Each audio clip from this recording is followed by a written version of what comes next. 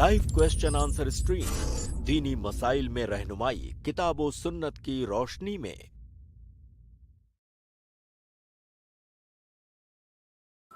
अस्सलामु अलैकुम वरहमतुल्लाहि वबरकातुहू। अल्हम्दुलिल्लाहि वहदा वस्सलातु वस्सलामु अला मन ला नबिय्य बअदह, अम्मा बाद। आप तमाम भाइयों और बहनों को मैं खुशामदीद कहता हूँ हमारी आज की इस लाइव स्ट्रीम में। और सबसे पहले तो हम अल्लाह रब्बुल आलमीन के शुक्रगुजार है कि अल्लाह रब्बुल आलमीन ने हमें एक मरतबा फिर इस रमज़ान अल मुबारक के महीने को हासिल करने की तौफीक दी। अल्लाह ताला से मैं और आप मिल करके खूब दुआ करें कि अल्लाह ताला इस महीने की रहमतों और बरकतों से हमें मालामाल फरमाए और अल्लाह रब्बुल आलमीन इस महीने की बरकतें और सआदतें हमें हासिल करने की तौफीक अता फरमाए। नादरीन, जैसे कि आप जानते हैं मेरे भाइयों और बहनों कि रमज़ान मुबारक का महीना अभी हमने तरावी मुकम्मल की है, तो इंशाअल्लाह अब से हम रोज़ आपके रूबरू होंगे। हर रोज़ इंशाअल्लाह हमारी ये स्ट्रीम रहेगी और 10:30 से 11:30 तक हम आपके दरमियान में मौजूद रहेंगे। शेख मोहतरम डॉक्टर मोहम्मद नसीम मदनी हफिज़हुल्लाह हमारे साथ होंगे। शेख मोहतरम जो है ओपनिंग कमेंट लेंगे और फिर उसके बाद इंशाअल्लाह आप लोगों के सवालात का वक्त होगा। तो आइए शुरू करते हैं, शेख मोहतरम को ऐड करते हैं, शेख का इस्तकबाल करते हैं और ओपनिंग कमेंट ले लेते हैं। अस्सलाम वालेकुम वरहमतुल्लाहि वबरकातुहू। शेख वालेकुम अस्सलाम वरहमतुल्लाहि वबरकातुहू। कैसे हैं शेख आप? अल्हम्दुलिल्लाह, अल्लाह का एहसान है। जी जी, जज़ाकल्लाहु खैर। शेख, रमज़ान मुबारक के महीने में हमें डेली वक्त देने का जो आपने हमारी दावत कबूल की, इस पर हम आपके शुक्रगुजार हैं। मैं अपनी पूरी टीम और तमाम नाजरीन की जानिब से आपका शुक्र अदा करता हूँ। अल्लाह रब्बुल आलमीन कबूल फरमाए। आमीन आमीन आमीन। शेख ओपनिंग कमेंट ले लीजिए इंशाल्लाह, फिर हम लोग सवालात का सिलसिला शुरू करेंगे। जी, बिस्मिल्लाहिर रहमानिर रहीम, अल्हम्दुलिल्लाहि रब्बिल आलमीन, वस्सलातु वस्सलामु अला नबिय्यिना मुहम्मद व अला आलिहि व सहबिहि अजमईन, अम्मा बाद। रब्बि इश्रह ली सदरी व यस्सिर ली अमरी वहलुल उक़दतम मिन लिसानी यफ़क़हू क़ौली। सबसे पहले तो मैं अल्लाह रब्बुल आलमीन का इस बात पर शुक्र अदा करूँगा कि अल्लाह रब्बुल आलमीन ने हमें और आप तमाम लोगों को रमज़ान का ये मुबारक महीना नसीब फरमाया। और इस मुनासबत से मैं अपने तमाम नाजरीन को बल्कि दुनिया के तमाम मुसलमानों को मुबारकबादी पेश करता हूँ। रमज़ान का ये महीना तमाम लोगों के लिए खैर व बरकत का सबब बने और इस महीने में हम ज़्यादा से ज़्यादा अल्लाह रब्बुल आलमीन की इबादत करके, उसकी इताअत करके ज़्यादा से ज़्यादा नेकियों का ज़ख़ीरा अपने नामे अमाल में हम इकट्ठा कर ले। अल्लाह रब्बुल आलमीन हम तमाम लोगों को इसकी तौफीक अता फरमाए। नाज़रीन कराम, जैसा कि अभी आपने समाअत फरमाया कि इंशाअल्लाह आज से हमारी ये स्ट्रीम रोज़ाना होगी और हम इसमें इंशाअल्लाह जो है इब्तिदा में रमज़ान के कुछ अहम अहकाम और मसाइल के बारे में बात करेंगे। उसके बाद आप लोगों के लिए सवालों का जो है दरवाज़ा खोला जाएगा। आप कोशिश ये करें कि रमज़ान के महीने में रमज़ान से मुताल्लिक ज़्यादा से ज़्यादा अहकाम व मसाइल के बारे में सवाल करें। इसका ये मतलब नहीं है कि अगर कोई दूसरा मसला आपको दरपेश है तो उसके बारे में आप सवाल ना करें, बिल्कुल करें, लेकिन कोशिश ये करें कि रमज़ान का ये जो ख़ास महीना है इससे मुताल्लिक जितने भी मसाइल आपको पेश आते हैं वो मसाइल आप यहाँ पर पेश करें ताकि इससे आपको भी फ़ायदा हो, हमारे नाजरीन को भी फ़ायदा हो। तो आइए हम शुरू करते हैं आज की स्ट्रीम।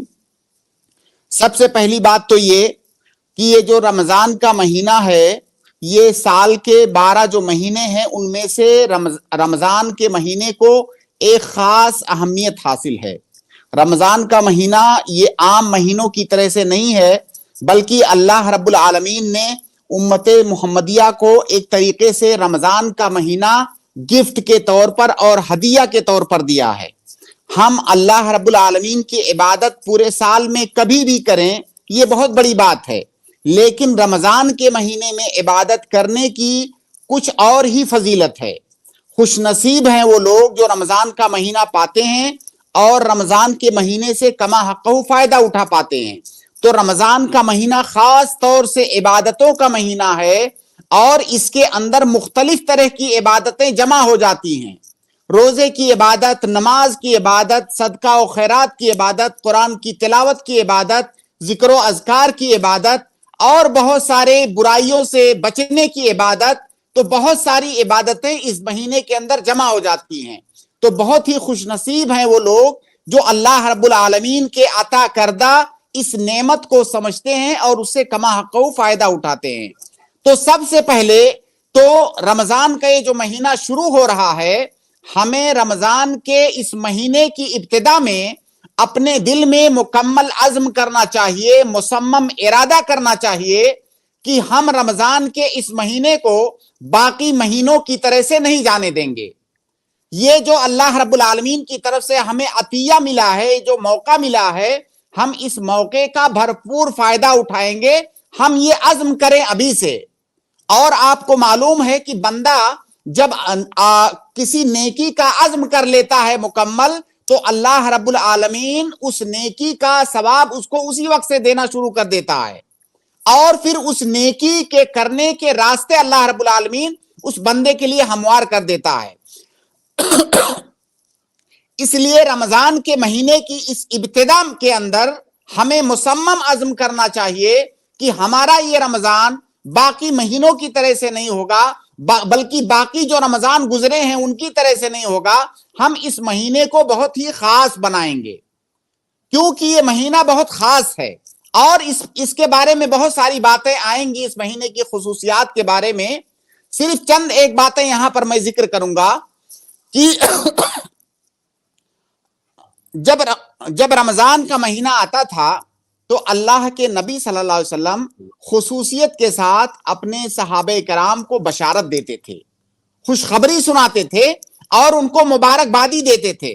اللہ کے نبی صلی اللہ علیہ وسلم خوشخبری سناتے ہوئے اور بشارت دیتے ہوئے صحابہ کرام سے کہتے کہ ہذا رمضان قد جاء، یہ دیکھو رمضان آ گیا ہے.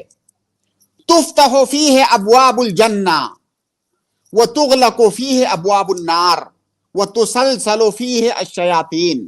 اللہ کے نبی صلی اللہ علیہ وسلم خوشخبری سناتے اور کہتے کہ جو رمضان کا مہینہ آیا ہے، اس رمضان کے مہینے میں اللہ رب العالمین اپنے بندوں کے لیے جنت کے دروازے کھول دیتا ہے. گویا کہ اللہ رب العالمین ہمیں یہ پیغام دے رہا ہے، یہ میسج دے رہا ہے کہ یہ لو جنت کا دروازہ کھلا ہوا ہے، اگر اس میں داخل ہونا چاہتے ہو تو نیک اعمال کر کے جنت میں داخل ہو جاؤ، کوئی چیز تمہارے سامنے رکاوٹ نہیں ہے. اور جہنم کے دروازے ہم نے بند کر دیے ہیں، اس لیے برائیوں سے اپنے آپ کو روک لو. اس کے علاوہ اللہ رب العالمین اس مہینے کے اندر برائیوں کا ایک جو بہت بڑا سبب ہوتا ہے، ایک بہت بڑا ذریعہ ہوتا ہے، وہ ہوتا ہے شیطان. شیطان انسانوں کو بھلائی کے راستے سے بھٹکا کر کے اسے برائیوں کی طرف لے جاتا ہے. اللہ رب العالمین نے ہمارے لیے یہ آسانی بھی رمضان میں پیدا کر دی کہ اللہ رب العالمین جو سرکش شیاطین ہیں، ان سرکش شیاطین کو رمضان کے مہینے کے اندر قید فرما دیتا ہے تاکہ برائیوں کے راستے کم سے کم ہو جائیں. لیکن اس کا یہ مطلب نہیں ہے، یہاں پر بہت سارے لوگ یہ سمجھتے ہیں شیطانوں کے قید ہونے کا مطلب، وہ کہتے ہیں کہ جب شیطان قید ہے تو اس کے باوجود بھی بہت سارے لوگ برائیاں کیوں کرتے ہیں؟ بھائی برائیوں کے کرنے کا سبب محض اور محض شیطان نہیں ہے، برائیوں کے کرنے کے اور بھی اسباب ہیں شیطان کے علاوہ بھی. تو شیطان کا جو سبب تھا اللہ رب العالمین نے اس بڑے سبب کو بند کر دیا، لیکن اس کے علاوہ ہمارا نفس بھی ہمیں برائیوں کی طرف لے جاتا ہے. دنیا کے اور بہت سارے وسائل اور اسباب ہیں جو انسان کو برائیوں کی طرف لے جاتی ہیں. تو وہ سارے اسباب کھلے ہوئے ہیں، ہمیں اپنے آپ کو ان اسباب سے، برائیوں کے ان وسائل سے بچانا ہے. اسی طرح سے اللہ کے نبی صلی اللہ علیہ وسلم کی ایک اور حدیث ہے، لمبی حدیث ہے، جس میں اللہ کے نبی صلی اللہ علیہ وسلم فرماتے ہیں کہ جب رمضان کا مہینہ آتا ہے تو جنت کے دروازے اللہ رب العالمین دیتا ہے، جہنم کے دروازے بند کر دیتا ہے، اور ایک پکارنے والا پکار لگاتا ہے مخلوق کو مخاطب کر کے، کہتا ہے یا باغی الخیر اقبل یا باغی الشر اقصر. اے بھلائی کو طلب کرنے والو، اے بھلائی کے طلب کرنے والو آگے بڑھو اور بھلائی کرو، اور برائیوں میں لت پت زندگی گزارنے والو اب برائیوں سے رک جاؤ کیونکہ رمضان کا مہینہ آ گیا ہے. آگے اللہ کے نبی صلی اللہ علیہ وسلم فرماتے ہیں وَلِلَّهِ عُتَقَاءُ مِنَ النَّارِ وَذَلِكَ كُلُّ لَيْلَةٍ. اور اللہ رب العالمین رمضان کی ہر رات میں اپنے بندوں کو جہنم سے آزاد کرتا ہے۔ ہم میں سے کون مسلمان نہیں چاہے گا کہ وہ اللہ رب العالمین کی جہنم سے اپنے آپ کو آزاد کروا لے؟ تو رمضان کے مہینے میں اگر کوئی عبادت کرتا ہے، رمضان کے مہینے کو کما حقہ گزارتا ہے، تو امید ہے اس بات کی کہ اللہ اس کا شمار ان لوگوں میں سے ہوگا جن کو اللہ رب العالمین ہر رات جہنم سے آزاد کرتا ہے۔ اس لیے ہمیں کوشش کرنی چاہیے کہ ہم اپنے آپ کو، اپنا نام ہم اس فہرست میں لکھوا لیں جنہیں جہنم سے اللہ رب العالمین نے رمضان کے اندر آزاد کر دیا ہے۔ اسی طرح سے اللہ کے نبی صلی اللہ علیہ وسلم کی ایک حدیث ہے کہ من صام رمضان ایمانا و احتسابا غفر له ما تقدم من ذنبه۔ ہم سارے لوگ انسان ہیں، اور انسانوں کے اندر یہ غلطیاں کرنے کا مادہ اللہ رب العالمین نے رکھا ہے، اور ہم سب سے غلطیاں ہوتی ہیں۔ پورے سال ہم نے بہت سارے گناہ کیے ہوئے ہیں، بہت ساری غلطیاں ہم سے ہوئی ہیں۔ رمضان کا یہ جو مہینہ ہے، یہ ہمارے لیے ایک موقع ہے، یہ غنیمت ہے کہ رمضان کے مہینے میں ہم اپنی ان غلطیوں کو معاف کروا لیں۔ اگر کوئی آدمی اللہ رب العالمین پر ایمان رکھتے ہوئے، اگر کوئی آدمی خلوص اور للہیت کے ساتھ رمضان کے روزے رکھتا ہے، تو پورے سال اس نے جو گناہ کیے ہیں وہ گناہ اس کے بخش دیے جاتے ہیں۔ صغیرہ گناہ رمضان کے مہینے میں روزے رکھنے سے بخش دیے جاتے ہیں۔ اس کے بعد کبیرہ گناہ بچتے ہیں، تو کبیرہ گناہوں کو بخشوانے کا طریقہ یہ ہے کہ اسی رمضان کے مہینے میں ہم اللہ رب العالمین کے حضور سچے دل سے ہاتھ اٹھا کر کے دعا کریں اور توبہ کریں کہ پورے سال ہم سے جو غلطیاں ہوئی ہیں، اللہ رب العالمین ہم ان غلطیوں سے توبہ کرتے ہیں اور ہماری بخشش فرما دے۔ تو اللہ رب العالمین کا وعدہ ہے کہ اللہ رب العالمین اس طرح سے ہمارے صغائر اور کبائر دونوں طرح کے گناہ معاف کر دے گا، اور جب رمضان کا مہینہ گزر چکا ہوگا تو ہم مکمل طور سے ہر طرح کے گناہ سے پاک اور صاف ہوں گے۔ اسی طرح سے رمضان کے مہینے میں قیام اللیل کا مسئلہ ہے۔ قیام اللیل کی بھی بہت زیادہ فضیلت ہے۔ اللہ کے نبی صلی اللہ علیہ وسلم کی حدیث ہے کہ من قام رمضان ایمانا و احتسابا غفر له ما تقدم من ذنبه، کہ رمضان میں اگر کوئی ایمان اور احتساب کے ساتھ قیام اللیل کرتا ہے، تراویح کی نماز پڑھتا ہے، تو اس کے گزشتہ گناہ معاف کر دیے جاتے ہیں۔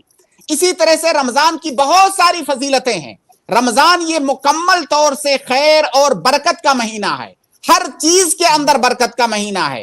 اس کے اندر معنوی برکت ہے، اس کے اندر مادی برکت ہے، اس کے اندر رزق میں برکت ہوتی ہے، اس کے اندر وقت میں برکت ہوتی ہے، اس کے اندر بھلائیوں میں، طاعات میں، عبادات میں، ہر چیز میں برکت ہوتی ہے۔ اور جو اللہ والے ہیں وہ اس کو محسوس بھی کر سکتے ہیں، اس رمضان کی اس برکت کو محسوس کر سکتے ہیں۔ ظاہری طور سے ہمارے اوقات میں برکت ہوتی ہے۔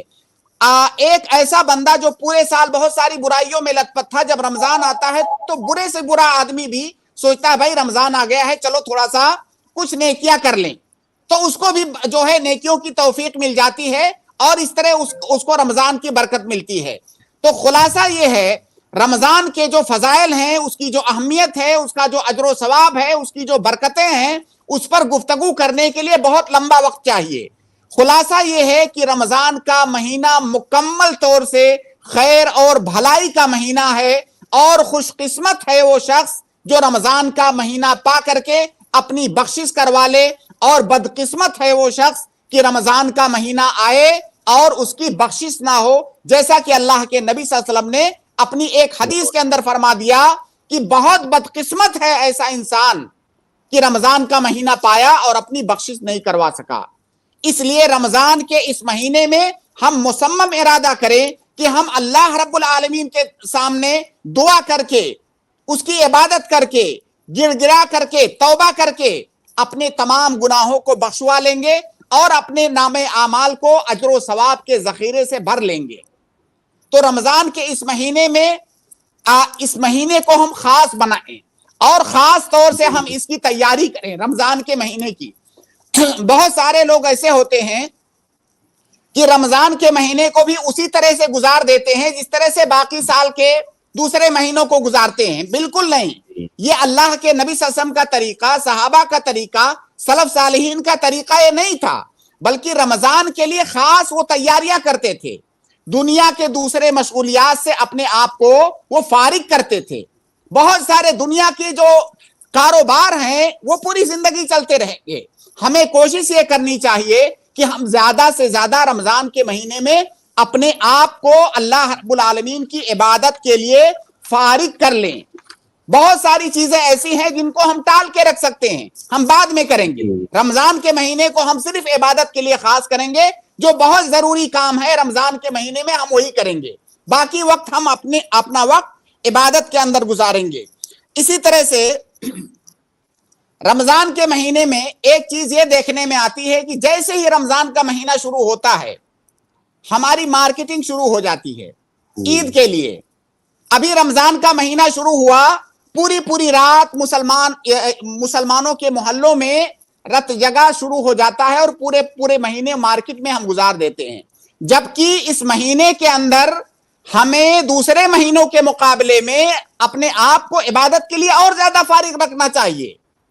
تو رمضان آنے سے پہلے ان تمام مشغولیات سے ہمیں فارغ کر، رمضان کا مہینہ یہ کھانے پینے کا مہینہ نہیں ہے، رمضان کا مہینہ مارکیٹ کرنے کا مہینہ نہیں ہے، رمضان کا مہینہ تو بھوکا رہنے کا مہینہ ہے۔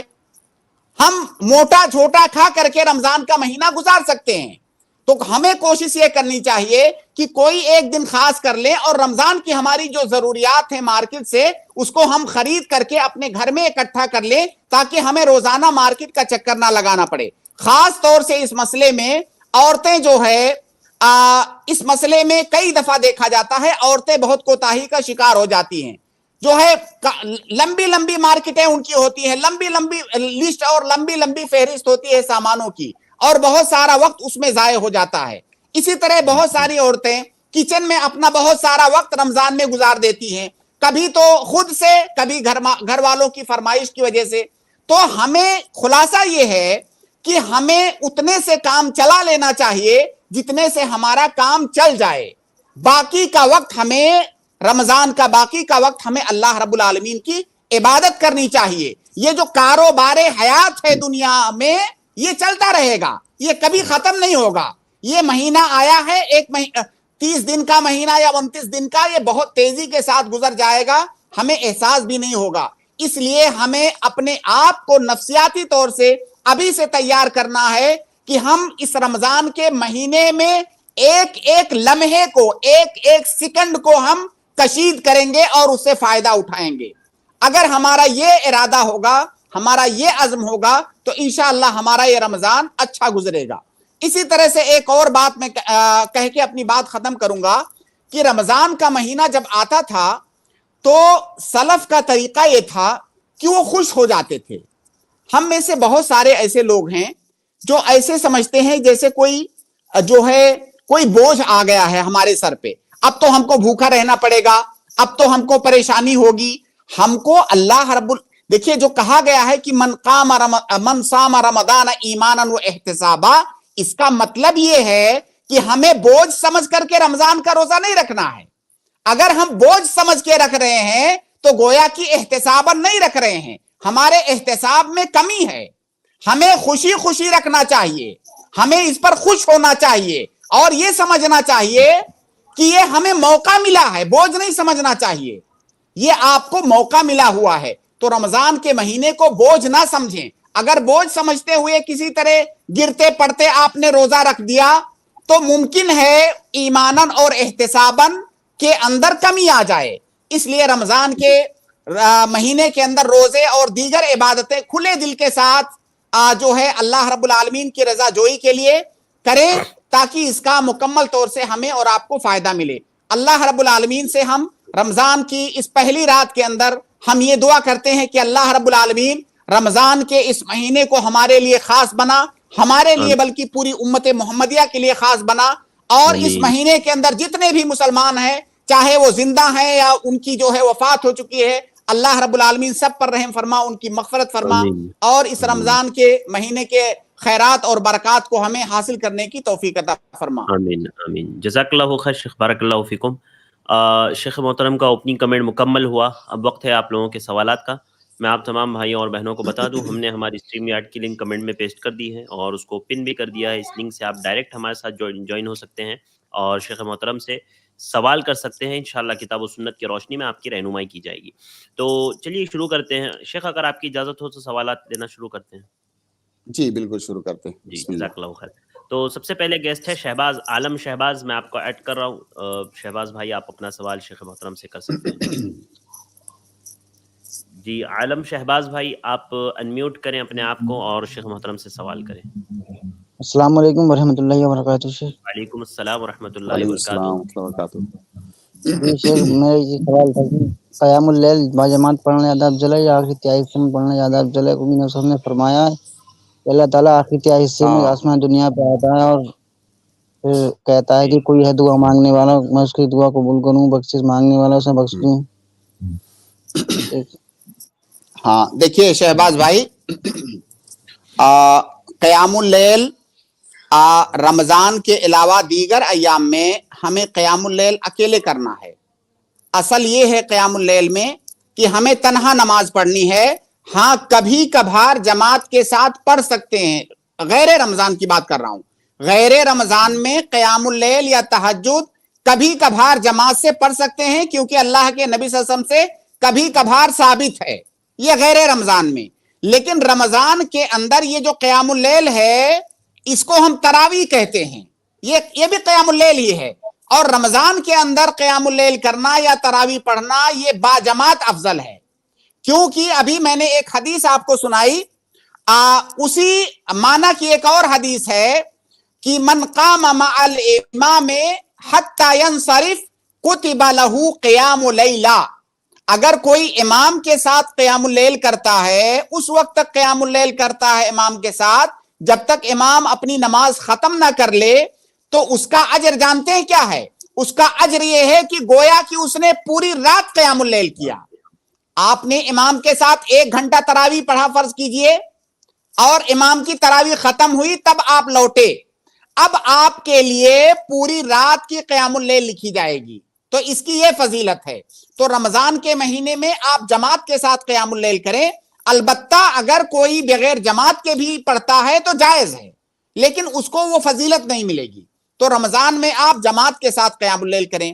آپ نے آخر میں کہا کہ اللہ رب العالمین جب رات کا آخری تہائی حصہ بچتا ہے تو نزول فرماتا ہے اور اپنے بندوں کو پکار کے کہتا ہے کہ کوئی مانگنے والا ہے میں اسے دے دوں، کوئی بخشش طلب کرنے والا ہے میں اسے بخش دوں. یہ بالکل صحیح ہے، یہ حدیث کے اندر وارد ہے. لیکن اس کا یہ مطلب نہیں ہے کہ اگر آپ نے قیام اللیل جماعت کے ساتھ کر لیا تو اس فضیلت کو پانے کا موقع چلا گیا آپ کا. نہیں، آپ نے امام کے ساتھ قیام اللیل کیا، پھر جب رات کا آخری تہائی حصہ ہو اس وقت اٹھ کر کے آپ نفل نماز پڑھ سکتے ہیں، اس وقت اٹھ کر کے آپ قرآن کی تلاوت کر سکتے ہیں، اس وقت اٹھ کر کے آپ دعا کر سکتے ہیں. تو وہ موقع آپ کے پاس موجود ہے. تو لہٰذا آپ قیام اللیل جماعت کے ساتھ پڑھیں، اور رات کے تہائی حصے میں اگر آپ کو توفیق ملتی ہے تو اس وقت اٹھ کر کے آپ نفل مطلق بھی پڑھ سکتے ہیں، آپ ایسے دعا بھی کر سکتے ہیں. اس طرح آپ کو دونوں فضیلت مل جائے گی انشاءاللہ.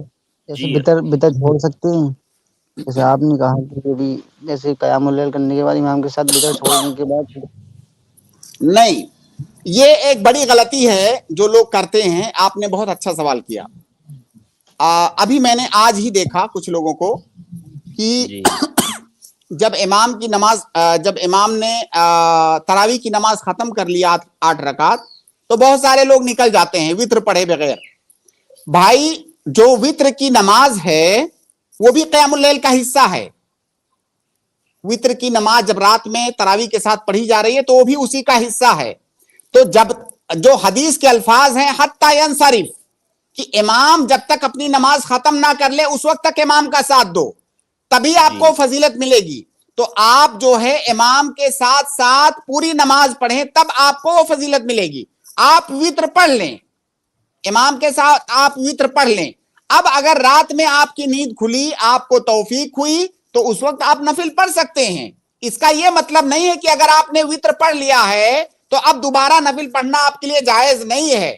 یہ الگ بات ہے کہ کوئی آدمی قیام اللیل کرنا چاہتا ہے رات میں تو اس کے لیے افضل یہ ہے کہ وتر کو روک کر کے رکھے، لیکن رمضان میں چونکہ وہ جماعت سے پڑھ رہا ہے قیام اللیل اور جماعت کے ساتھ وتر کی نماز بھی ہو رہی ہے، تو وتر کی نماز وہ پڑھ لے، اور اس کے سامنے یہ دروازہ کھلا ہوا ہے کہ رات میں نفلی نماز وہ پڑھ سکتا ہے۔ جی عالم شہباز بھائی مل گیا آپ کو جواب؟ سوال کر سکتے ہیں؟ نہیں شہباز بھائی ایک ہی سوال لیں گے آج ہم لوگ انشاءاللہ، پھر آگے دیکھتے ہیں انشاءاللہ۔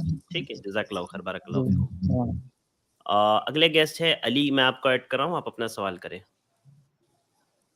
السلام علیکم ورحمۃ اللہ وبرکاتہ۔ السلام ورحمۃ اللہ وبرکاتہ۔ جی تراویح سے متعلق سوال تھا۔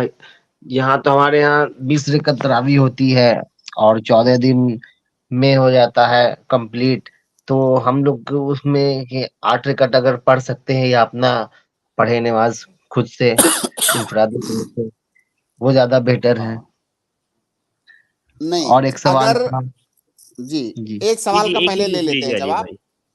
ہاں ٹھیک۔ دیکھیے علی بھائی، پہلے تو آپ یہ کوشش کیجئے کہ اپنے آس پاس آپ کوئی ایسی مسجد تلاش کیجئے جہاں پہ 8 رکعت تراویح ہوتی ہو، کیونکہ اللہ کے نبی صلی اللہ علیہ وسلم کی سنت، صحابہ کرام کی سنت 8 رکعت تراویح پڑھنا ہی ہے، اور تراویح کی نماز یہ نفل مقید ہے، تعداد کے ساتھ بندھی ہوئی ہے، جب اتنی تعداد میں آپ پڑھیں گے تب آپ کو سنت کا ثواب ملے گا۔ تو آپ 8 رکعت والی مسجد کو تلاش کیجئے، پہلے تو یہ کوشش کیجئے۔ اب فرض کیجئے آپ کے آس پاس میں ایسی کوئی مسجد نہیں ہے، جتنی مسجدیں ہیں سب میں 20 رکعت تراویح ہوتی ہے، تو آپ کسی مسجد میں 20 رکعت والی مسجد میں آپ تراویح کی نماز پڑھ لیں۔ آپ یہ کریں کہ جب 8 رکعت امام ختم کر لے تو آپ جو ہے 8 رکعت کے بعد آپ کی تراویح ختم ہو گئی، اب امام ظاہر ہے 9ویں اور 10ویں رکعت کے لیے کھڑا ہوگا۔ جب امام 9ویں اور 10ویں رکعت کے لیے کھڑا ہو تو آپ اس کے ساتھ وتر کی نیت سے شامل ہو جائیں، آپ اس کے ساتھ وتر کی نیت سے شامل ہو جائیں، 2 رکعت اس کے ساتھ پڑھیں، پھر 2 رکعت سے سلام پھیرنے کے بعد 1 رکعت آپ الگ ہو کر کے پڑھ سکتے ہیں، اس طرح آپ کی 3 رکعت وتر ہو گئی۔ ایک طریقہ یہ ہے۔ دوسرا طریقہ یہ ہے کہ 8 رکعت پڑھ کر کے آپ الگ ہو جائیے، آپ مسجد ہی کے اندر یا گھر میں جا کر کے یا رات کے بعد میں کسی اور حصے میں آپ وتر کی نماز پڑھ لیں، لیکن آپ 8 رکعت تراویح ہی پڑھیں۔ شیخ ارشد یہاں پر ایک اعتراض یہ کیا جا سکتا ہے جس کو میں ذکر کر کے اس کا جواب بھی بتا دوں، ورنہ کئی لوگوں کے ذہن میں یہ اشکال آئے گا۔ ابھی اس سوال سے پہلے ایک سوال کے جواب میں نے یہ عرض کیا کہ ہم کو امام کے ساتھ اس وقت تک نماز پڑھنی ہے جب تک امام نماز ختم نہ کر لے، تبھی ہم کو وہ جو ہے وہ فضیلت ملے گی کہ کتب لہ قیام اللیلہ، کہ پورے رات کا قیام اس کے لیے اس وقت لکھا جائے گا جب امام کے ساتھ ہم مکمل نماز پڑھیں گے۔ اب یہاں پہ تو میں نے ابھی کہا کہ بھائی 8 رکعت پڑھ کے آپ الگ ہو جائیے، امام کو چھوڑ دیجئے، تو پھر آپ کے لیے کیا پوری رات کا قیام لکھا جائے گا کہ نہیں، کیونکہ امام کو تو آپ نے درمیان میں چھوڑ دیا؟ یہ کوئی اشکال ڈال سکتا ہے۔ اس کا جواب یہ ہے کہ اگر وہ امام سنت کے مطابق، جو سنت میں جو تعداد آئی ہے، اگر اس کے مطابق نماز پڑھ رہا ہے اور ہم بیچ میں چھوڑ رہے ہیں تو غلط ہے۔ میں معذرت چاہتا ہوں، شاید شیخ کا نیٹ ورک پرابلم ہوا ہے جس کی وجہ سے شیخ یہاں سے ڈراپ ہو گئے ہیں۔ ہم لوگ کچھ دیر ویٹ کر لیتے ہیں، انشاءاللہ شیخ ابھی جوائن کریں گے۔ باقی میں اپنے تمام بھائیوں اور بہنوں سے گزارش کروں گا کہ آپ ہمارے ساتھ اسی طرح سے جڑے رہیں انشاءاللہ جلد از جلد شیخ، اور میں اپنے بھائیوں سے یہ بھی گزارش کروں گا، بھائیوں اور بہنوں سے، کہ ابھی کوئی اسٹریم جوائن نہ کریں تاکہ شیخ محترم جو کہ، اور ساتھ ہی ساتھ آپ لوگوں سے گزارش ہے کہ آپ ضرور ہماری اس لنک کو اپنے دیگر گروپس وغیرہ میں شیئر کریں تاکہ اور بھائی بہن بھی ہمارے ساتھ جوائن ہو سکے۔ میں کچھ بھائیوں کو یہاں سے کک آؤٹ کر رہا ہوں، تو آپ لوگوں سے گزارش ہے کہ آپ لوگ جو ہے تھوڑا سا انتظار کر کے۔ جی الحمدللہ جوائن ہو گئے ہیں شیخ محترم۔ السلام علیکم۔ تو وعلیکم السلام۔ میں عرض یہ کر رہا تھا کہ اگر امام سنت کے مطابق تعداد پڑھ رہا ہے تراویح کی، تب تو آپ مکمل اس کے ساتھ پڑھیں، درمیان میں اگر آپ چھوڑ رہے ہیں تو آپ کو وہ فضیلت نہیں ملے گی جو پوری رات قیام کی فضیلت ہے۔ لیکن جب امام سنت کی مخالفت کر رہا ہے تو سنت کی مخالفت میں ہم اس کا ساتھ نہیں دیں گے. گویا کہ جو امام کو چھوڑ کر کے ہم الگ ہو رہے ہیں اس کا ایک سبب ہے, اور کسی سبب کی بنیاد پر امام کا ساتھ چھوڑنا یہ جائز ہے. اس کی مثالیں بھی موجود ہیں کہ کسی سبب کی وجہ سے مقتدی نے امام کا ساتھ چھوڑ دیا. میں اس کی مثال آپ کو دیتا ہوں. ایک صحابی تھے, وہ نماز پڑھ رہے تھے, ماموم تھے, مقتدی تھے. امام نے بہت لمبی قرات کی, غالباً وہ معاذ ابن جبل تھے امام کی حیثیت سے. جی, تو جب بہت لمبی قرات انہوں نے کیا, وہ صحابی کسان تھے, دن بھر کام کرتے تھے, تھکے ہوئے رہتے تھے. جب وہ لمبی قرات کرنے لگے تو درمیان میں وہ چھوڑ کے چلے گئے. اپنی نماز جا کے الگ پڑھا انہوں نے, اور اللہ کے نبی صلی اللہ علیہ وسلم کی خدمت میں شکایت کیا کہ یہ لمبی لمبی نماز پڑھاتے ہیں اور ہم تھکے ہوئے ہوتے ہیں. تو اللہ کے نبی صلی اللہ علیہ وسلم نے سرزنش کی معاذ ابن جبل کی, کہا کیا تم لوگوں کو فتنے میں ڈالنا چاہتے ہو؟ اور وہ جو صحابی نکل گئے تھے جماعت چھوڑ کر کے, ان کی کوئی سرزنش نہیں کی. بھائی ان کی سرزنش کیوں نہیں کی؟ کیونکہ ان کے پاس سبب تھا نکلنے کے لیے نماز سے.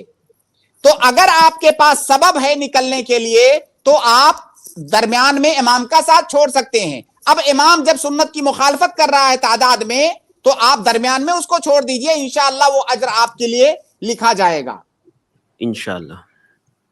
جی مسئلہ یہ ہے کہ آپ اسپیڈ بھی بہت زیادہ رہتا ہے یہاں پر قرات کا. ہاں, یہ بھی مسئلہ ہے, یہ الگ مسئلہ ہے, اس پر ہم ابھی آئے نہیں ہیں. یہ الگ مسئلہ ہے 20 رکعت تراویح کا. ایسی اسپیڈ میں پڑھتے ہیں کہ نہ تو قرآن کے کلمات اور اس کے حروف اور اس کے مخارج کو ان کا حق دیا جاتا ہے. کئی ساری مسجدوں میں تو قرآن پڑھنے کو نعوذ باللہ کھلواڑ بنا دیا جاتا ہے. ایسے لگ رہا ہے جیسے کوئی ریس ہو رہا, جبکہ اللہ کے نبی صلی اللہ علیہ وسلم لمبی لمبی نماز پڑھتے تھے. جو ہے صحابہ کرام کا بھی یہی طریقہ تھا کہ قیام اللیل وہ لمبی لمبی کرتے تھے. تو ان ساری سنتوں کو چھوڑ دیا جاتا ہے فقط اس لیے کہ 20 رکعت پڑھنی ہے. تو یہ طریقہ بھی غلط ہے. جی ٹھیک ہے, جزاک اللہ خیر. علی بھائی امید ہے آپ کو جواب مل گیا ہوگا. جی جی جی شکریہ, بہت بہت شکریہ بھیا کو. السلام علیکم. اس کے بعد میں اگلے گیسٹ شکیل احمد کو ایڈ کر رہا ہوں. شکیل بھائی آپ اپنا سوال کریں. اس کے بعد انشاءاللہ میں سید بھائی کو ایڈ کروں گا. جی شکیل احمد صاحب السلام علیکم. السلام علیکم ورحمۃ اللہ وبرکاتہ. جی وعلیکم السلام ورحمۃ اللہ وبرکاتہ. جی میرا سوال یہ ہے کہ مطلب جو ابھی جو تراویح کا نماز جو ہو رہا ہے اس میں جو جیسے کہ مطلب سمجھ ہی میں نہیں آ رہا ہے قرآن پڑھا جا رہا ہے کیا پڑھا جائے, تو ایسی حالت میں وہاں پہ مطلب جو ہے نا گاؤں میں جو پڑھا جائے اس کے پیچھے یا کیا کیا جائے؟ دیکھیے شکیل بھائی, اصل میں جب تک اس قرات کو ہم سن نہ لیں اپنے کان سے تب تک اس کے بارے میں کچھ کہنا تھوڑا سا دشوار ہے. البتہ آپ کو میں ایک جنرل بات یہ بتاتا ہوں کہ قرآن کو اس کے حروف کی صحیح ادائیگی کے ساتھ پڑھنا یہ واجب ہے. اس طرح سے پڑھنا کہ اگر کوئی عربی زبان سمجھنے والا ہے تو اس کے معنی اور مفاہیم کو سمجھ سکے. جیسے ٹھیک ہے آپ تو عربی نہیں سمجھتے ہیں, آپ تو قرآن کے معنی مفاہیم نہیں سمجھ پائیں گے, لیکن اس طرح سے پڑھا جانا چاہیے کہ کوئی اگر عربی اس کو سنے تو اس کو سمجھ لے. ایسا نہ ہو کہ صرف یعلمون تعلمون ظاہر ہو, باقی جو ہے سب ایک ساتھ ملا دیا جائے. اگر کوئی ایسا پڑھ رہا ہے تو اس کے پیچھے نماز مت پڑھیے. ہاں اسپیڈ سے پڑھنا الگ بات ہے, اسپیڈ سے پڑھنا الگ بات ہے. کئی لوگ اسپیڈ سے پڑھتے ہیں, اس کے باوجود بھی سارے حروف ظاہر ہوتے ہیں, سمجھا جا سکتا ہے, مخارج کے ساتھ پڑھتے ہیں, کلمات کی ادائیگی اچھے سے کرتے ہیں, مگر وہ اسپیڈ سے پڑھتے ہیں. تو وہاں تو ٹھیک ہے, چلنے والا معاملہ ہے. لیکن اگر اس طرح سے پڑھ رہے ہیں کہ کلمات ظاہر ہی نہیں ہو رہے ہیں, حروف ظاہر نہیں ہو رہے ہیں, مخارج ظاہر نہیں ہو رہے ہیں, کچھ کا کچھ ہو جا رہا ہے, سمجھ میں نہیں آ رہا ہے, تو ایسے آدمی کے پیچھے نماز مت پڑھیے. جی شکیل احمد صاحب. جی جی بہت بہت شکریہ, بہت بہت شکریہ. جی بارک اللہ فیکم, بہت بہت شکریہ. السلام علیکم. وعلیکم السلام ورحمۃ اللہ وبرکاتہ. سید بھائی آپ اپنا سوال کریں. اس کے بعد یونس. السلام علیکم. وعلیکم السلام. शेख मेरा सवाल ये था कि हमारे मस्जिद के जो इमाम साहब है वो ये कहते हैं कि आप जिसकी कमाई हराम है उसका खाना खा सकते हैं, क्योंकि वो जो कमाई कमा रहा है वो कमाने वाले के लिए हराम है, खाने वाले के लिए नहीं। क्या ये बात सही है शेख? देखिए भाई, ये सवाल बहुत कई दफा आया है इस स्ट्रीम में, और कई दफा इसकी वजाहत भी की गई है। सबसे पहली बात तो ये आप समझें कि कोई ऐसा शख्स कि जिसकी सारी कमाई हराम हो, ऐसा पाना बहुत मुश्किल है कि उसके पास जो कुछ भी है सब हराम है। उसके पास आमतौर से हराम भी होता है, हलाल भी होता है। अगर उसके पास हराम और हलाल दोनों है तो कोई इश्काल नहीं है। अल्लाह के नबी सल्लल्लाहु अलैहि वसल्लम ने यहूदियों का खाना खाया, उनके माल में हराम और हलाल दोनों था, तो अल्लाह के नबी सल्लल्लाहु अलैहि वसल्लम ने खाया उसको। तो अगर कोई ऐसा आदमी है उसके माल में हलाल और हराम दोनों है, तो हम उसका खाना खाएं बगैर किसी झिझक के। और आप दिमाग में वसवसा मत पालें, और ऐसा शख्स मिलना बहुत मुश्किल है कि उसका सब कुछ हराम है, ऐसा नहीं होता है आमतौर से। तो इसलिए आप उसका खाना खाएं। हाँ, अगर आप वरा इख्तियार कर रहे हैं, नहीं खाना चाहते हैं, या जो है आप चाहते हैं कि मैं उसकी दावत को ठुकरा करके मैं एक उसको मैसेज देना चाहता हूं कि भाई आप हराम काम करते हो, इसलिए मैं आपकी दावत नहीं खाऊंगा, आपको लगता है कि आपके इस रवैये से उसको एहसास होगा, वो फील करेगा और शायद हो सकता है सुधार हो जाए। अगर ऐसी कोई बात है तो ये मैसेज देने के लिए आप मना भी कर सकते हैं, वरना असल ये है कि आप खा सकते हैं। जी सैयद भाई। शेख अगर किसी की 90% कमाई हराम रहे तब तो 10% आप सोच के खा लीजिए। जी जी, जज़ाकल्लाह शेख। बारकल्लाहु फिकुम। अगले गेस्ट है यूनुस इब्न हम्मद, इसके बाद मैं इंशाल्लाह आमिर सोहेल को ऐड करूंगा। अस्सलाम वालेकुम रहमतुल्लाहि व बरकातुहू। शेखैन अस्सलाम रहमतुल्लाहि व बरकातुहू। वालेकुम सलाम। शेख, मैं जिस अहले हदीस मस्जिद में नमाज पढ़ता हूँ अल्हम्दुलिल्लाह, वहाँ पे लैलतुल कदर के जो आखिरी 10 दिन होते हैं, वहाँ उस जब ऑड डेज होते हैं 5 दिन, वो ऐसा करते हैं शेख, उन दिनों रात को 8 रकत तरावी पढ़ाते हैं, और जो 3 रकत जो है अगले दिन के सुबह 3 बजे पढ़ते हैं शेख। बाद में जो है सहरी का इंतजाम किया जाता है उन ऑड डेज को। तो ये अमल साबित शुदा है? नहीं, ये अमल बिल्कुल भी साबित नहीं है। भाई का सवाल ये है शेख कि बहुत सारी मस्जिदों में जब आखिरी अशरा होता है रमजान का, तो 8 रकात तरावी तो इशा के बाद पढ़ लेते हैं, बाकी जो 3 रकात वित्र है उसको छोड़ के रखते हैं। अब वो जो है रात में आधी रात गुजरने के बाद या किसी टाइम फिर उसको पढ़ते हैं इकट्ठा होकर के। ये ना तो अल्लाह के नबी सल्लल्लाहु अलैहि वसल्लम का ये तरीका था, ना तो सहाबे कराम का तरीका ये था कि इशा के बाद मुकम्मल नमाज पढ़ी जाए। इशा के बाद मुकम्मल नमाज पढ़ना ये अल्लाह के नबी सल्लल्लाहु अलैहि वसल्लम का तरीका था, ये सहाबे कराम का तरीका था। ठीक है, तो उसको अलग अलग हिस्सों में बांट करके पढ़ना ये तरीका नहीं था। ये एक मसला। दूसरा मसला यहां पर और अहम है, उसको भी सुने कि क़यामुल लैल जो है, क़यामुल लैल की नमाज का जो वक्त है वो इशा की नमाज खत्म होने के बाद से लेकर के फजर की अजान तक है। जी, क़यामुल लैल का वक्त है इशा की नमाज खत्म होने से लेकर के फजर की अजान होने तक। यहाँ ये इसके दरमियान क़यामुल लैल आप कर सकते हैं। तो जब इसके दरमियान आप क़यामुल लैल कर सकते हैं तो इसके दरमियान आप तरावी भी पढ़ सकते हैं, तरावी भी क़यामुल लैल ही है जी। लेकिन हम ये देखेंगे कि अल्लाह के नबी सल्लल्लाहु अलैहि वसल्लम का तरीका क्या था। रमजान के अलावा अय्याम में अल्लाह के नबी सल्लल्लाहु अलैहि वसल्लम आमतौर से इशा के फौरन बाद क़यामुल लैल नहीं करते थे। अल्लाह के नबी सल्लल्लाहु अलैहि वसल्लम का रमजान के अलावा महीनों में क़यामुल लैल देर रात में करते थे, लेकिन रमजान के महीने में जब आपने सहाबे कराम को 3 दिन तक नमाज पढ़ाई तो इशा के बाद पढ़ाया। इसी तरह से सहाबे कराम भी रमजान के अलावा अय्याम में क़यामुल लैल देर रात में करते थे, लेकिन रमजान में क़यामुल लैल यानी तरावी की नमाज इशा के बाद पढ़ते थे।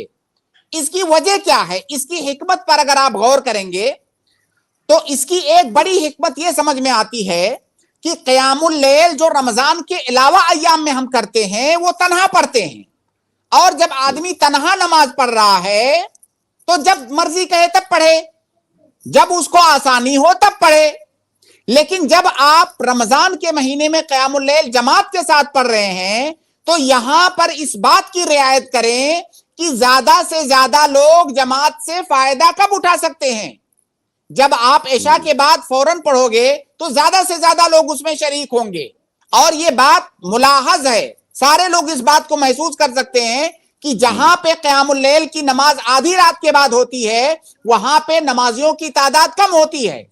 तो आप इशा के बाद पढ़ें, यही नबी सल्लल्लाहु अलैहि वसल्लम का तरीका है, यही साहबे कराम का तरीका है, और इसी में आम मुसलमानों का फायदा है। हाँ, आप तन्हा अगर पढ़ना चाहते हैं तो आप जब पढ़ना चाहें तब पढ़ें, क्योंकि उसका वक्त फजर तक है। तो शेख, अगर मैं अब जो मस्जिद में वो पढ़ाते हैं तो मैं उसी को फॉलो करने से मुझे वो पूरे वो जो हदीस है कि जब इमाम को फॉलो करके तो पूरी रात का अजर मिलेगा, उसे वो मिलेगा। जी देखिए, पहले नंबर पे तो आप उस मस्जिद वालों को समझाइए। अगर वो समझने के लिए तैयार नहीं है तो आप उनको स्ट्रीम में लाइए, हम उनसे बात करते हैं। अगर वो मान जाएं कि पूरी नमाज एक साथ पढ़ें तो अच्छी बात है। अगर वो नहीं मानते हैं तो आप उनके साथ इशा के बाद जो नमाज पढ़ते हैं वो मुकम्मल आप पढ़ लीजिए, ठीक है। जब इमाम ने अपनी नमाज खत्म कर लिया और इमाम लौट गया तो गोया कि आपने उस हदीस पर अमल कर लिया, मन काम मअल इमाम हत्ता यंसरिफ। आप इमाम के साथ आपने उस वक्त तक दिया जब तक उसने नमाज खत्म नहीं कर लिया, तो इंशाअल्लाह आपको वो अजर मिलेगा। अब जहां पे वो सुन्नत की मुखालफत कर रहा है आप उसके लिए क्या कर सकते हैं? जी वाज़ह है शेख, वो जो मस्जिद के जिम्मेदारान है शेख, जब मैंने ये जो 2 सलाम के बाद इमाम के जब मैं सलाम फेरना शुरू करता हूँ उसको देख के वो तो मतलब लड़ाई को आ गए शेख। तो अब मैं ये समझने जाऊँ तो वो शायद ही मुझे मानेंगे शेख। वो लोग एक सलाम फेरते हैं? नहीं शेख, जो जमहूरियत है वहाँ पे वो ये बोलते हैं कि एक सलाम जब इमाम खत्म कर लेंगे तब मुक्तदी को शुरू करना है। मैंने 2 सलाम के बाद जिस दिन जब से मैंने फेरना शुरू किया था, जब मुझे मसला पता चला तो वो मुझको मतलब झगड़ा करने तक आ गए थे शेख। तो मुश्किल है।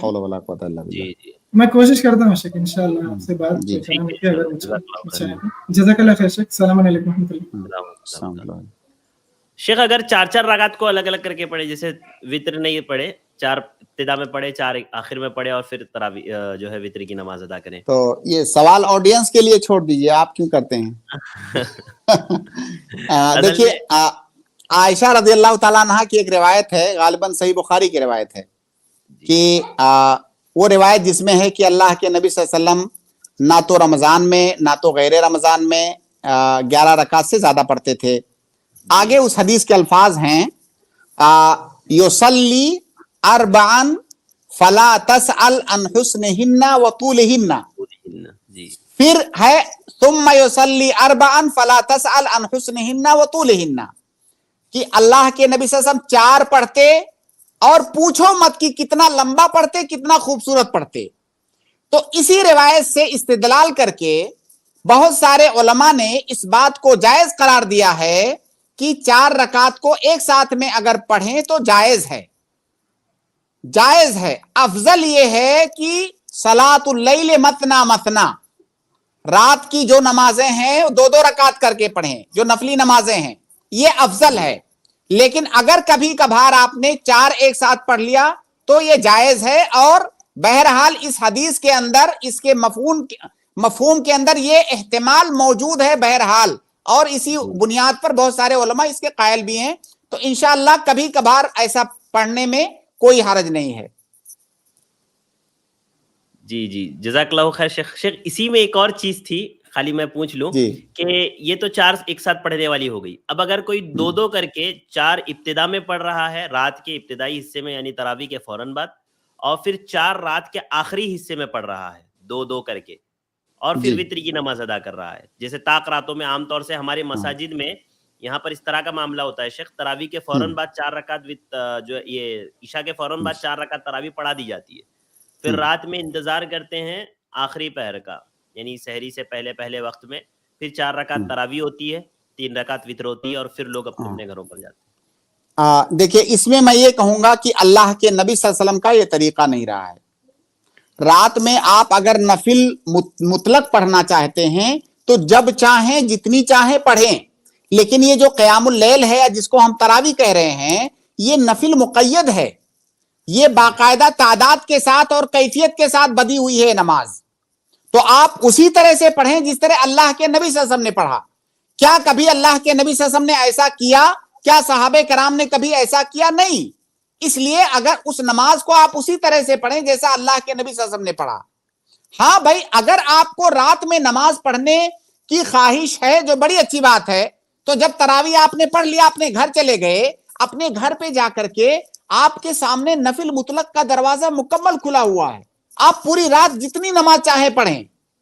لیکن آپ وہ تراویح, جی شیخ, ایسا ضروری ہے شیخ, ایسا ضروری ہے کہ مطلب موالات ہونا چاہیے, پیدر پہ ہونا چاہیے نمازیں؟ بھائی اللہ کے نبی صلی اللہ علیہ وسلم نے پیدر پہ ہی پڑھا ہے, صحابہ کرام نے بھی پیدر پہ ہی پڑھا ہے. اگر آپ تنہا پڑھ رہے ہیں تو آپ آزاد ہیں. جیسے آپ تنہا پڑھ رہے ہیں, آپ نے 2 رکعت پڑھا سو گئے, پھر آپ بعد میں اٹھے 2 رکعت پھر پڑھے سو گئے, ٹھیک ہے, وہ جائز ہے کیونکہ رات میں آپ کو اختیار ہے رات کی نماز میں. لیکن یہ نماز جو ہے نا, دیکھیں نفل نماز میں اصل یہ ہے کہ وہ جماعت سے نہیں ہے, یہ آپ ایک قاعدہ یاد رکھیں. نفل نماز میں اصل یہ ہے کہ نفل نماز باجماعت نہیں ہے سوائے چند نمازوں کے, انہی میں سے ایک تراویح کی نماز ہے. تو گویا کی نفل نماز اپنے اصل اس کا جو اصول ہے اس سے ہٹا ہوا ہے تراویح کی نماز, تو وہ جماعت سے ہے. تو جب آپ نے اس کو جماعت سے پڑھا تو جیسے اللہ کے نبی صلی اللہ علیہ وسلم نے پڑھا آپ اس طرح سے پڑھیے. ہاں آپ تنہا پڑھ رہے ہیں تو آپ جیسے چاہیں ویسے پڑھیں. ٹھیک ہے شیخ, جزاک اللہ خیر. میں اگلے گیسٹ کو ایڈ کر رہا ہوں, عامر سہیل, میں آپ کو ایڈ کر رہا ہوں, آپ اپنا سوال پوچھیں. جی السلام علیکم. وعلیکم السلام ورحمۃ اللہ وبرکاتہ. السلام علیکم. جی میرے گاؤں میں ایک مفتی صاحب ہیں, جی تو اس سال رمضان میں انہوں نے فتویٰ دیا ہے کہ جیسے پہلے کیا ہوتا تھا کہ 10 15 20 عورتیں جو ہوتی تھی ایک جگہ, کوئی حافظ جو ہوتا تھا 10 سال کا 12 سال کا لڑکا یا 16 سال کا, اس کو کسی آنگن میں کھڑا کر کے تراویح پڑھا کرتی تھی. تو اس سال انہوں نے فتویٰ دیا ہے کہ یعنی وہ غیر محرم ہوا اس کے پیچھے نماز نہیں پڑھ سکتے ہیں. عورتیں جو اپنے گھروں میں صرف نماز پڑھے, جس کو جیسے پڑھنا آتا ہے, جتنا سورہ یاد ہے جس طریقے سے اپنے گھروں میں پڑھے, ایسے کوئی حافظ رکھ کے نماز نہیں پڑھ سکتے. دیکھیے اچھا سوال ہے آپ کا. میں اس پر میرا سوال یہ ہے کہ جب ہماری عورتیں مسجد میں جاتی ہیں نماز پڑھنے, وہ مسجدیں جہاں پہ انتظام ہوتا ہے عورتوں کے لیے, تو کیا وہاں پہ جو نماز پڑھا رہا ہوتا ہے امام, کیا وہ محرم ہوتا ہے غیر محرم ہوتا ہے؟ آپ بتائیے. ایک منٹ شیخ, میں میوٹ کر دیا تھا. جی عامر سہیل بھائی بولیے, کیا بول رہے تھے؟ یہ ہمارے گاؤں میں اس طریقے کا انتظام نہیں ہوتا مسجدوں میں, عورتوں کے لیے آنا منع.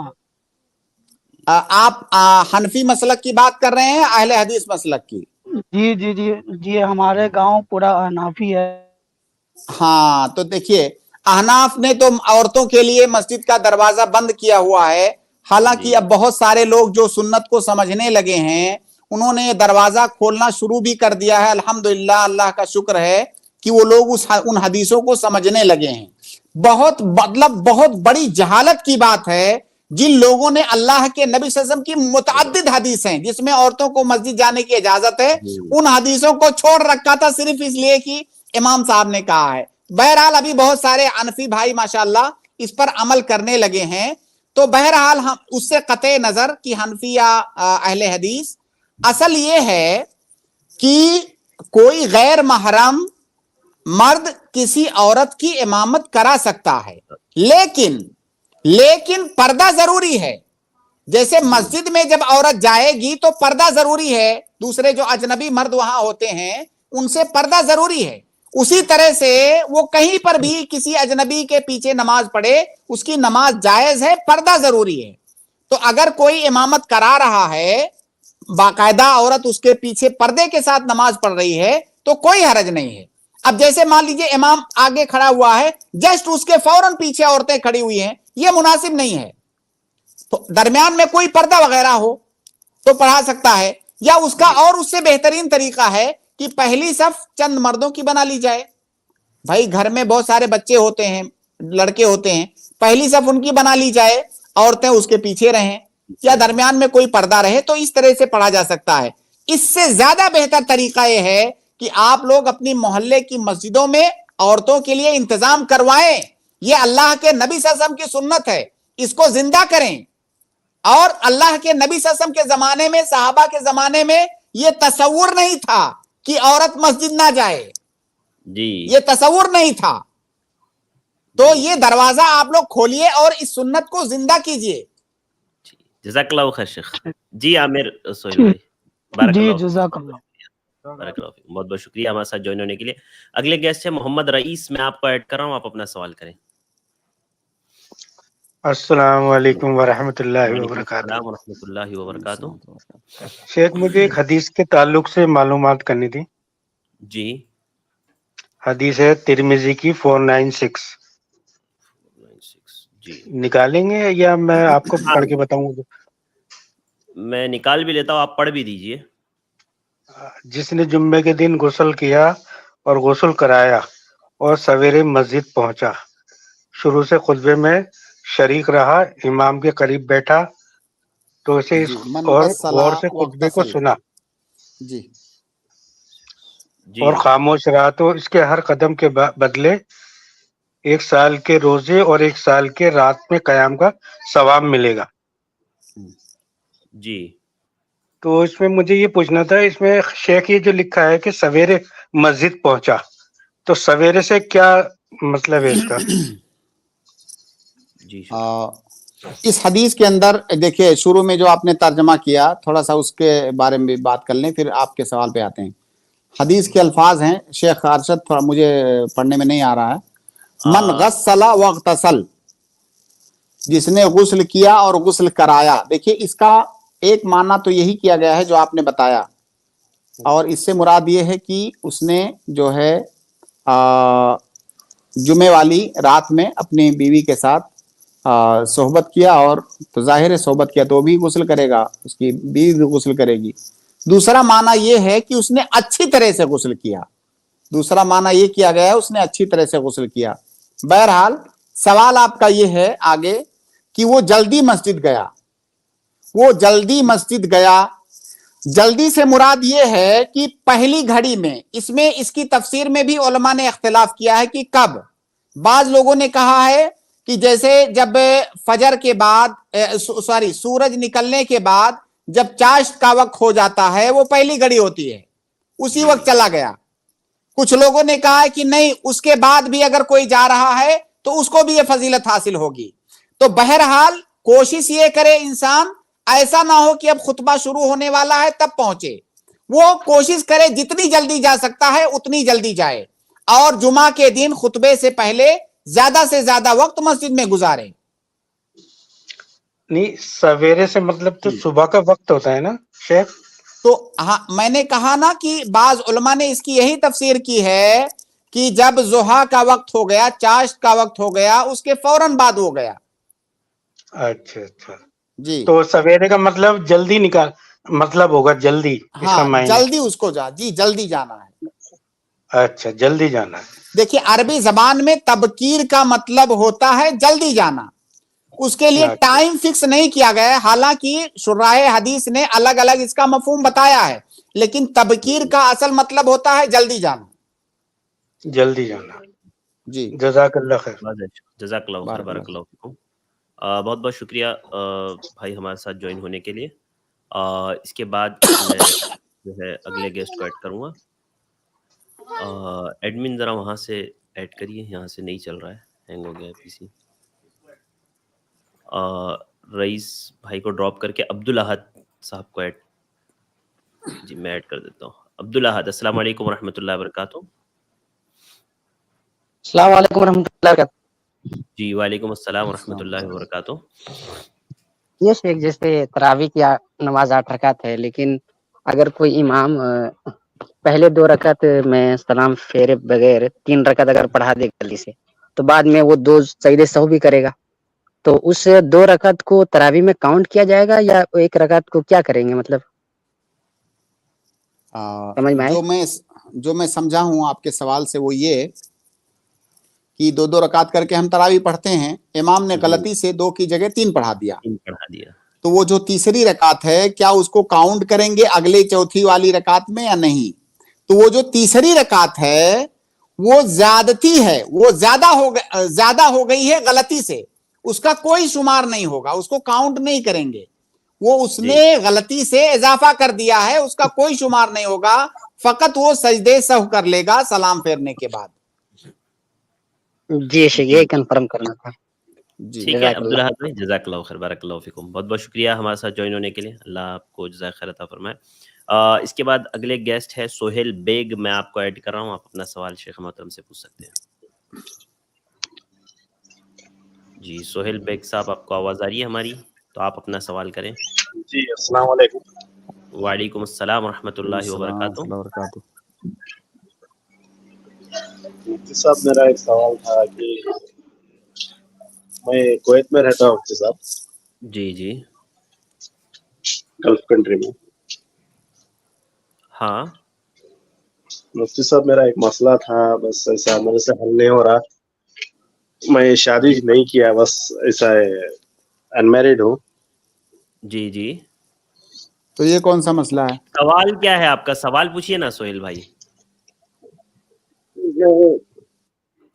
انمیرڈ تو بہت سارے لوگ ہیں، کوئی مسئلہ تھوڑی ہے۔ اس کا علاج یہ ہے کہ آپ شادی کر لیں۔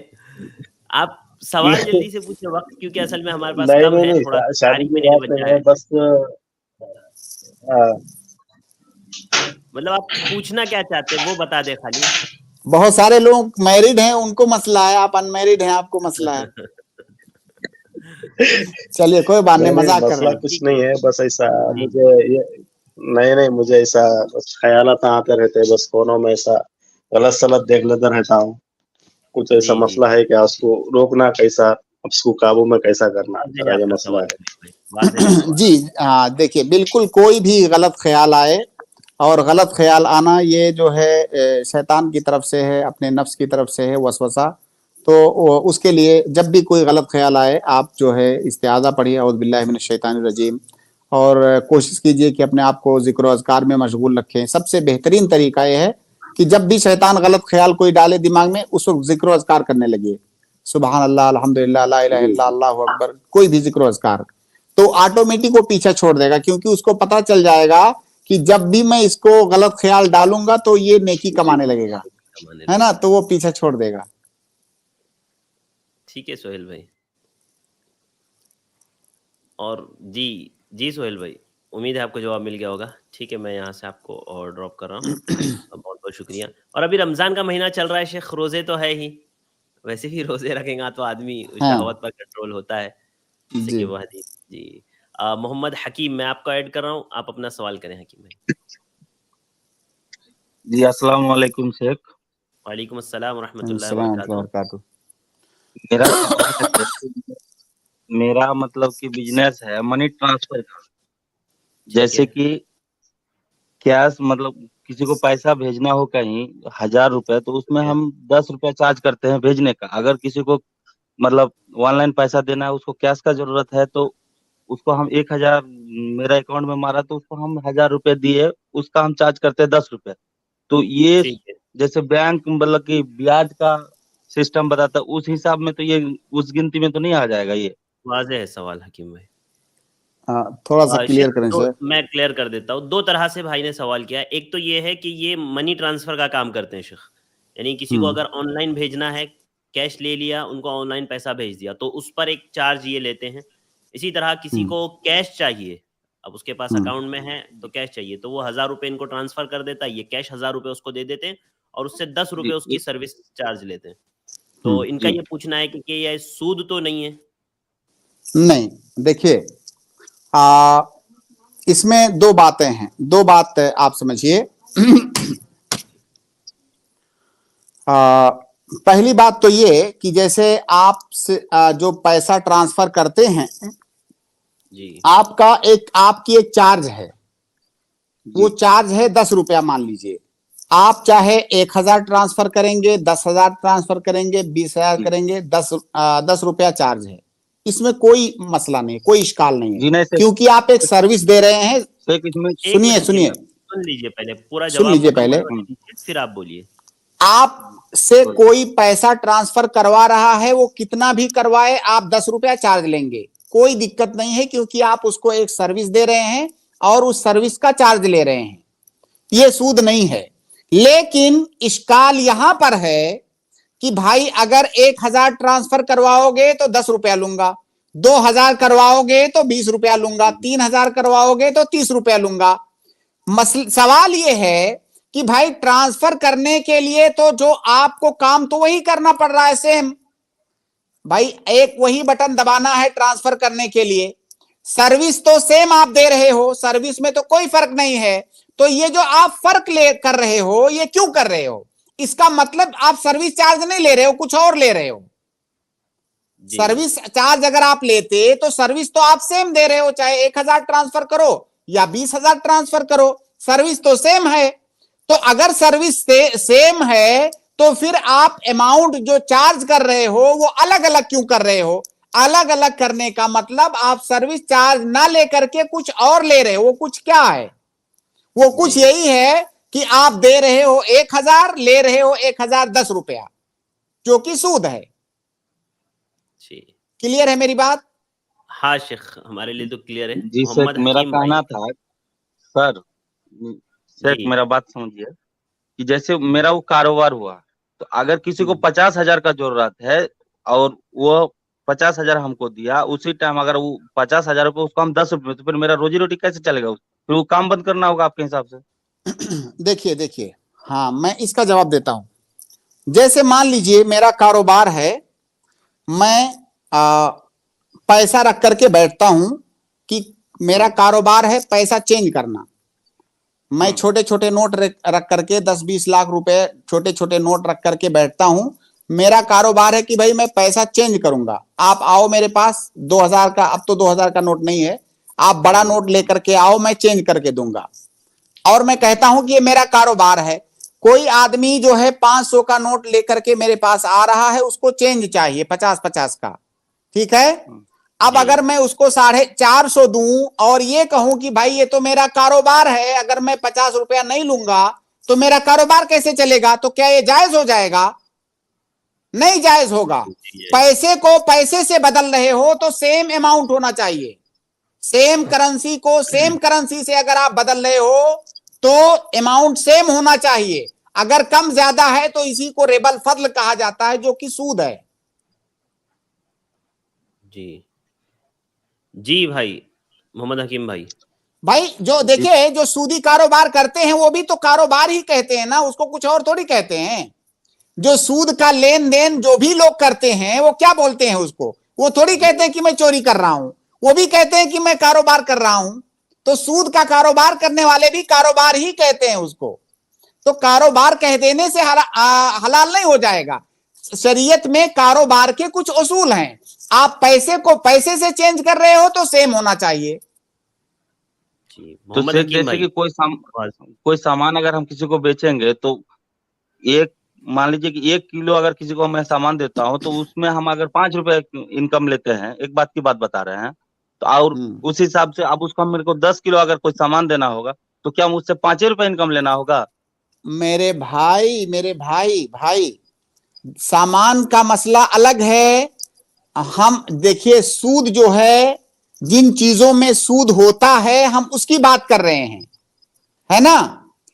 अब पैसे को अगर गेहूं से, मान लीजिए पैसे को गेहूं से बदल रहे हैं, तब यहां हम नहीं कहेंगे बराबर बराबर करो, फिर आपकी मर्जी है जो चाहो करो। हम पैसे को पैसे से की बात कर रहे हैं, सोने को सोने से, चांदी को चांदी से। अगर सेम चीज को सेम चीज से कर रहे हैं तो बराबर होना चाहिए। अगर वो सूदी रिबवियात में से है तो ये उसूल हैं कुछ शरीयत के, आप उसमें अपना दिमाग मत चलाइए।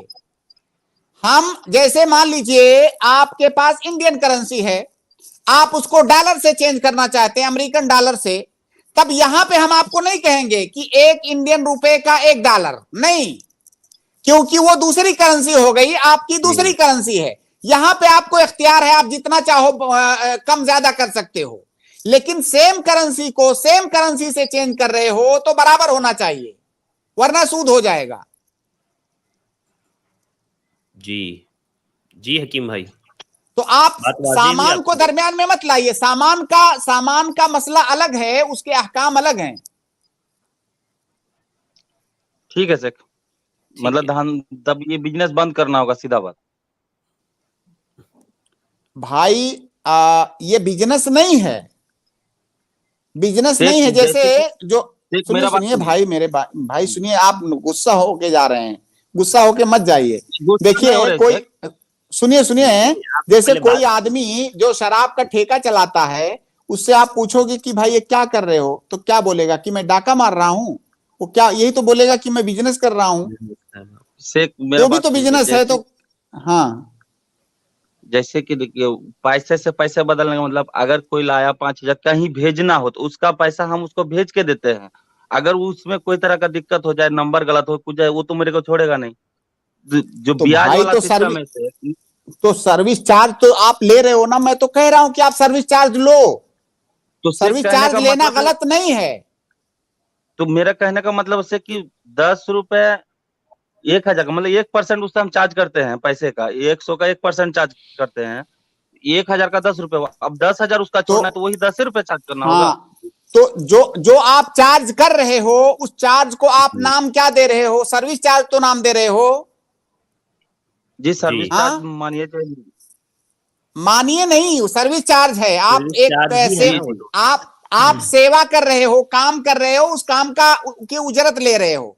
सवाल ये है कि काम तो आप सेम कर रहे हो, चाहे 50,000 आप अपने मोबाइल से ट्रांसफर करो किसी को, या 50 रुपया ट्रांसफर करो, काम जो आप कर रहे हो, जो मेहनत आप कर रहे हो, मेहनत तो सेम है। तो अमाउंट में फर्क क्यों है? अमाउंट में फर्क अगर कर रहे हो, इसका मतलब सर्विस चार्ज नहीं ले रहे हो, क्योंकि सर्विस तो दोनों की सेम है, आप कुछ और ले रहे हो फिर। तो शेख मेरा कहने का मतलब है कि जैसे कि अगर किसी को 1,000 रुपए का जरूरत है और किसी को 10,000 का जरूरत है, तो अमाउंट मेरे को रखना होता है ना। अगर आप ही को पैसा चाहिए 50,000 रुपए, तो अमाउंट हमको मेरे को रखना होगा, तब ना आपसे हम चार्ज मार सकते हैं। हाँ, तो ये इसका मतलब वो सर्विस चार्ज अब आपने सही बात बताया। इसका मतलब सर्विस चार्ज आप नहीं ले रहे हो। सर्विस का मतलब क्या होता है हिंदी में? सर्विस को क्या बोलते हैं? सेवा। आप जो एक सेवा दे रहे हो उसको, जो सेवा मतलब कुछ कर रहे हो उसके लिए ना, तो जो कर रहे हो वो काम तो सेम है। अब ये जो ज्यादा ले रहे हो आप, इसलिए ज्यादा ले रहे हो कि अमाउंट ज्यादा है, तो गोया कि अमाउंट की वजह से ज्यादा ले रहे हो आप, और अमाउंट की वजह से ज्यादा ले रहे हो, वही सूद है। समझ गए सर? अगर परसेंट पे फिक्स कर दे शेख, तो जैसे बोले कि भाई हम 1% लेंगे जितना भी आपको भेजना हो, ये हमारा चार्ज है, सर्विस चार्ज है 1%। नहीं शेख, फिर सवाल यही आएगा कि क्या परसेंट कम ज्यादा होने से सर्विस बदल जाती है? ये सवाल है मेरा, इसी का जवाब कोई दे दे कि क्या परसेंट कम ज्यादा होने से सर्विस मतलब जो हम खिदमत दे रहे हैं वो बदल जाती है? नहीं बदलती है, वो नहीं बदलती। ठीक है शेख। हकीम भाई, उम्मीद है आपको जवाब मिल गया होगा। मोहम्मद हकीम भाई, ठीक। देखिए, अगर आपको इत्मीनान नहीं हुआ है तो आप मजीद पूछ सकते हैं। अगर आपका कहीं डाउट बाकी रह गया है, या कोई आपको खदशा रह गया है, या कोई शक आपके दिमाग में रह गया हो, तो आप पूछ सकते हैं इंशाल्लाह। बस एक लाइन में हकीम क्या नाम है, हकीम भाई, एक लाइन में आप ये याद रखें कि करेंसी को करेंसी से जब बदला जाएगा, खरीदा बेचा जाएगा करेंसी को या बदला जाएगा, तो दोनों तरफ से अमाउंट सेम होना चाहिए। ठीक है, हमने आपको 1,000 दिया, आपने मुझे 1,000 दिया, कम ज्यादा नहीं होना चाहिए। बाकी जो 10 रुपया आप ले रहे हो वो इसलिए जायज है क्योंकि आप एक काम, मुझे एक सर्विस दे रहे हो, तो उसकी वजह से आप 10 रुपया ले रहे हो, और हम कह रहे हैं कि सर्विस देने की वजह से वो 10 रुपया लेना आपका जायज है। गोया कि वो 10 रुपया बदलने की वजह से नहीं ले रहे हो, वो एक आप सर्विस दे रहे हो इसलिए ले रहे हो, और वो सर्विस चाहे आप 1,000 दो या 10,000 दो, सेम सर्विस है। जी। واضح ہے شیخ، جزاک اللہ خیر. بہت بہت شکریہ حکیم بھائی ہمارے ساتھ جوائن ہونے کے لیے. جی جزاک اللہ خیر شیخ، ہمیں وقت دینے کے لیے. وقت ہمارا مکمل ہوا اور بارک اللہ اللہ فیکم. آپ کو جزائے خیر دے. انشاءاللہ کل ملاقات کریں گے شیخ. بہت بہت شکریہ. السلام انشاءاللہ علیکم ورحمۃ اللہ وبرکاتہ. السلام علیکم. اس کے بعد میں اپنے تمام بھائیوں اور بہنوں کا شکر گزار ہوں کہ الحمدللہ آپ اس ماہ مبارک میں ہمارے ساتھ جڑے رہیں اور آپ نے سوالات کیے. امید کرتے ہیں آپ کو تشفی بخش جوابات ملے ہوں گے. آج کے لیے بس اتنا ہی. انشاءاللہ کل پھر ہم آپ کے روبرو ہوں گے اور یہ ایک سنہرا موقع ہے. آپ تمام بھائیوں سے گزارش ہے، تمام بہنوں سے گزارش ہے کہ آپ لوگ ضرور ہمارے ساتھ اسٹریم جوائن کریں اور اپنے سوالات کریں اور ہماری لنکس ضرور آپ دوسرے گروپس میں بھیجیں. انشاءاللہ کل دوپہر میں ایک اسٹریم ہماری رکھی گئی ہے ذہنی پریشانیوں کی کاؤنسلنگ. اگر کسی کو بھی ذہنی پریشانی سے وہ دوچار ہے، وسوسوں کا شکار ہے، پریشانیوں کا شکار ہے، تو وہ کل دوپہر میں 2:45 سے 2:45 بجے تک بردر جناب زید پٹیل صاحب جو ہے موجود رہیں گے اسٹریم میں. آپ ان سے سوالات کر سکتے ہیں. انشاءاللہ آپ اس پروگرام میں بھی ضرور آئیے گا. اور آخر میں اللہ رب العالمین سے دعا کرتا ہوں اللہ تعالیٰ ہم تمام کو کہی ہوئی باتوں پر عمل کرنے کی توفیق عطا فرمائے. آمین. مجھے دیجیے اجازت. السلام علیکم ورحمۃ اللہ وبرکاتہ.